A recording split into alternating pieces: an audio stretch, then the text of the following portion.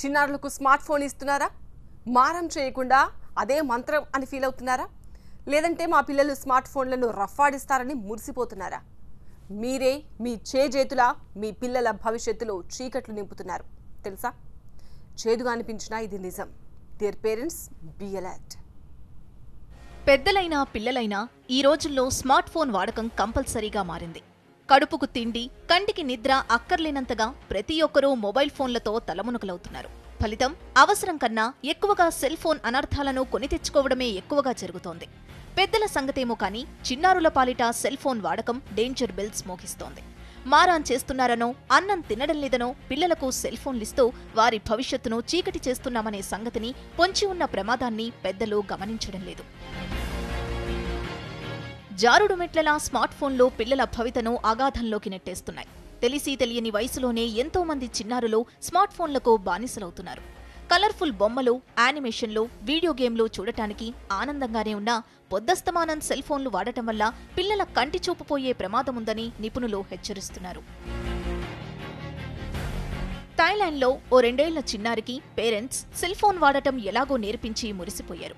Cell ఫోన్తో చిన్నారి ఆట ఆడుతుంటే సంతోషించారు. కానీ కొన్ని రోజుల్లోనే ఆ చిన్నారికి చూపు మందగించింది. డాక్టర్ల దగ్గరకు పరిగెత్తారు. వైద్య పరీక్షలు నిర్వహిస్తే భయంకరమైన నిజం వెలుగు చూసింది. ఆ చిన్నారికి ఎంబ్లియోపియా అంటే లేజీ ఐ అనే కంటి సమస్య ఉందని తేలింది. కంటి అద్దాలు వాడినా సరే చూపు రాలేదు. చివరకు శస్త్రచికిత్స తప్పలేదు.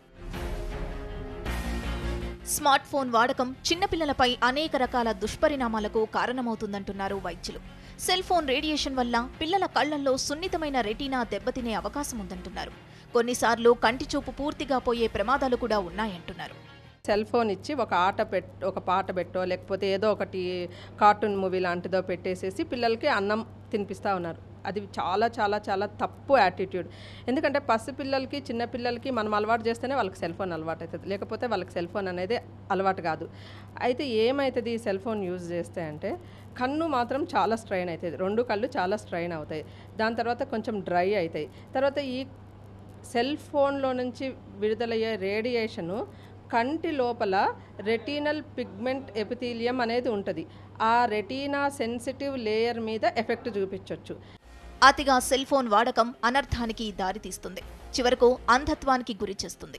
పిల్లలు మారాన్ చేశారనో, స్మార్ట్ ఫోన్ వాడకం వల్ల తెలివి పెరుగుతుందనో చిన్నారులకు మొబైల్ ఫోన్లిస్తే చివరకు మిగిలేది అనర్థమే.